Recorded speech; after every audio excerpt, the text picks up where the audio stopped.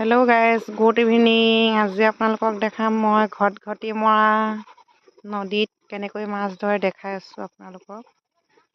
হাইফালে নদীত জাল পাতি আছে, সেইখন ঢেঁকী জাল। এতিয়া ঘটিডাল চুচুৱাই আনিব কেনেকৈ দেখিব আপোনালোকে। চাই থাকক, দেখাই আছোঁ। এফালৰ পৰা টানি আনি আছে সেই আঁঠুৱাটোৰ ওচৰলৈ।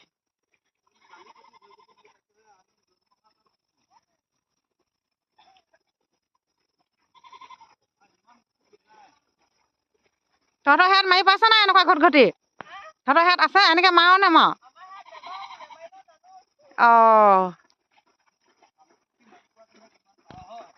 বিয়া হৈ চব শিকিব লাগিব, দেখিছ?